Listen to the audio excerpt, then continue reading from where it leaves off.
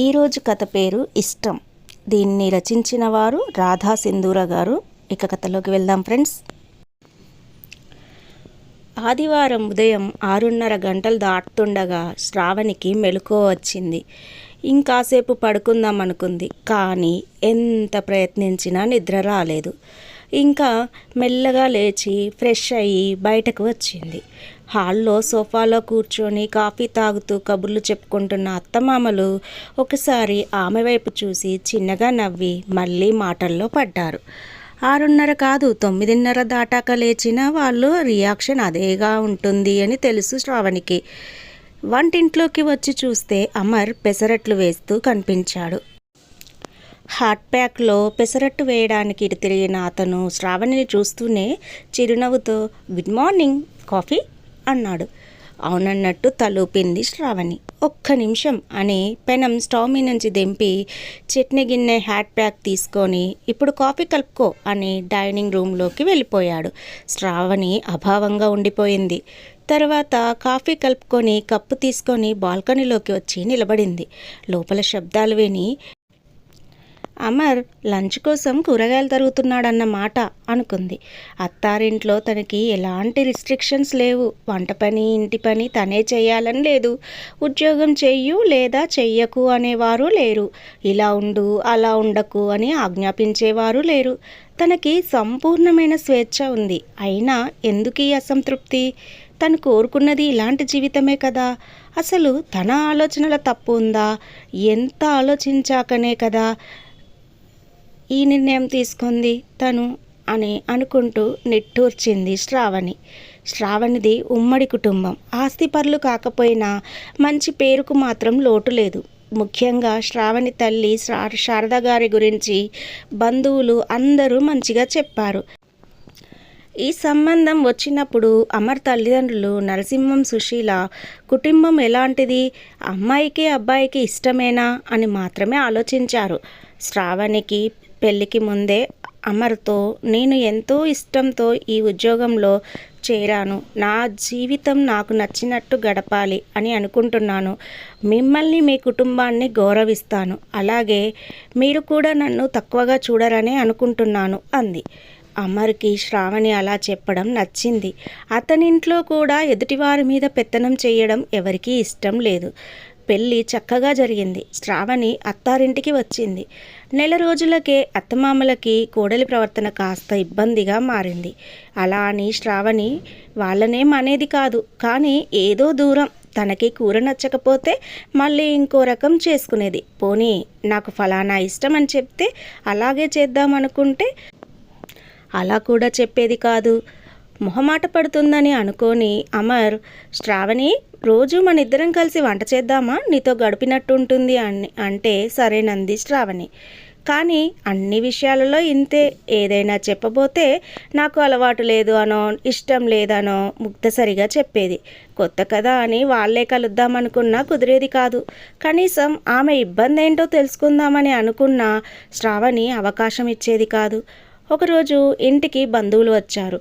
శ్రావణి పనుందంటూ గదిలోంచి బయటకే రాలేదు. వాళ్ళ మర్యాదలు అన్నీ సుశీలే చూసుకుంది. కోడల్ని చూడాలనే వచ్చాం, కానీ అవ్వనే లేదు అంటూ వెళ్ళారు వాళ్ళు. ఆ మాటలకి అమర్ బాధపడ్డాడు. అసలు శ్రావణి ఎందుకు ఇలా చేస్తుంది అనుకొని గదిలోకి వెళ్ళి ఆమెనే నేరుగా అడిగేశాడు. ఎందుకు రావడం? మర్యాదలు జరిపించుకొని మళ్ళీ వాళ్ళు వంకలు పెట్టడానికా అంది శ్రావణి. ఆ మాటకి అమర్ చిరాగ్గా అసలు వాళ్ళతో ఒక్క మాటైనా మాట్లాడకుండా వంకలు పెడతారని ఎలా అంటావు? ఇప్పుడు మాత్రం నీ గురించి ఏమనుకోరా? వచ్చి పలకరిస్తే నీ తప్పుండేది కాదు. ఇప్పుడు నువ్వే వాళ్ళకు అవకాశం ఇచ్చావు అన్నాడు. నాకు ఇష్టం లేదంటే అర్థం చేసుకోరేం? ఇంకేం అర్థం చేసుకోవాలి? అర్థం చేసుకోవడం అనేది రెండు వైపులా ఉండాలి. మీ అమ్మగారు చూడు, అందరినీ కలుపుకొని ఎలా ఉంటున్నారు. నువ్వు అసలు ఈ ఇంట్లో మనిషిలా ఉంటున్నావా అన్నాడు కోపంగా. ఆ మాటతో శ్రావణి ఆవేశంగా ఓహో అర్థమైంది, నేను మీకు సేవలు చేయడం లేదనేగా. మీకు కావాల్సింది మీరు మీ వాళ్ళు చెప్పినట్టు నడిచే ఒక రోబో అంతే అని గెస్ట్ రూమ్లకి వెళ్ళి తలిపేసుకుంది. అంత అర్థం లేకుండా మాట్లాడుతున్న భార్యకి ఎలా నచ్చ చెప్పాలో తెలియలేదు అమర్కి. పడుకుందన్న మాటే కానీ మర్నాడు ఏం గొడవ అవుతుందో అని భయంగానే ఉంది శ్రావణికి. తను కావాలని అలా అనలేదు. అమర్ అలా అనుకునే మనిషి కాదని తెలుసు. కానీ అతన్ని గెలవనివ్వకూడదని ఆవేశంలో అలా అనేసింది. కానీ మర్నాడు ఎవ్వరూ ఏం అనలేదు. కానీ అప్పటి నుంచి తనేం చేసినా ఎలా ఉన్నా పట్టించుకోవడం లేదు. అలా అని దెప్పడం, మాట్లాడకుండా ముభావంగా ఉండటం కూడా లేదు. ఏదో పరాయి వ్యక్తికి గౌరవం ఇచ్చినట్టు ఉంది. అడిగితే చెప్తారు, లేదా లేదు. అప్పటి నుంచే శ్రావణికి ఈ బాధ. నిన్నేమైనా తిడుతున్నారా, కొడుతున్నారా? వాళ్ళు నోరు మూసుకొని ఉంటే నీకేం బాధ అంటారు ఎవరికైనా చెప్పినా అనుకుంది శ్రావణి. పెళ్ళైన 3 నెలల తర్వాత ఇంటికి వచ్చిన తల్లిని చూడగానే చిన్నపిల్లలా అయిపోయింది శ్రావణి. ఏంటమ్మా ఈ సర్ప్రైజ్ అంటూ తల్లిని చుట్టుకుపోయింది. ఈ ఊర్లో పెళ్ళికి వచ్చానురా, నీ మీద బెంగతో ఒకసారి చూసిపోదామని వచ్చాను అంది శారద. ఆవిడ వచ్చిన 2 రోజుల్లోనే ఆ ఇంట్లో అత్తమామలు శ్రావణి అంటీ ముట్టనట్టుగా ఉంటున్నారని అర్థమైంది. పైగా అమర్ కూడా శ్రావణికి చనువుగా ఏం చెప్పలేకపోతున్నాడు. మరునాడు సాయంత్రం తెలిసిన వాళ్ళ ఇంట్లో ఫంక్షన్ ఉంటే అమర్ అతని తల్లిదండ్రులు వెళ్ళారు. అమర్ తల్లి సుశీల శ్రావణి తల్లిని పిలిచింది, కానీ నీరసంగా ఉందని రాలేదంది. తనని పిలిచిన సుశీల కోడల్ని పిలవకపోవడం చిత్రంగా అనిపించింది శారదకి. వాళ్ళు వెళ్ళాక ఆవిడ శ్రావణితో, నువ్వు కూడా వెళ్ళాల్సింది, మీ ఆయన బాధపడతారు అంది. అంత లేదు, అలా ఏమనుకోరు అంది శ్రావణి. ఏమ్మా అలా అంటావు? మనసులో ఏదైనా బాధ ఉంటే నాకు చెప్పు తల్లి అంది శారద. ఆ మాటతో శ్రావణి జరిగిందంతా చెప్పింది. అంతా విన్నాక శారద, నువ్వు ఎంతో తెలివైన దానివి అనుకున్నాను. నీకు నచ్చినట్టు ఉండడం అంటే ఒంటి పిల్లి రాకాసిలా ఉండటమా? ఈ పాడు ఆలోచన నీకెలా వచ్చిందే అంది కాస్త కోపంగా. నిన్ను చూసే వచ్చింది అంది శ్రావణి గట్టిగా. ఆ మాటకి శారద ఆశ్చర్యంగా చూస్తూ ఉండిపోయింది. అవును, చిన్నతనం నుంచి చూస్తూనే పెరిగాను. ఒక్కరోజైనా నీకు నచ్చినట్టు ఉన్నావా? తిండి, బట్ట, మాట, చివరికి పిల్లల విషయంలో కూడా నీకు నీ అభిప్రాయానికి విలువే లేదు. పిన్ని కాస్త మొండితనంగా ఉంది కనుక తను హ్యాపీగా ఉంది. అత్త కూడా గట్టిగా నిలబడి అత్తారింట్లో తన మాట నెగ్గించుకునేది. కానీ నువ్వేం చేశావు? అర్ధరాత్రుళ్ళు వంటింట్లో కూర్చొని ఏడ్చావు.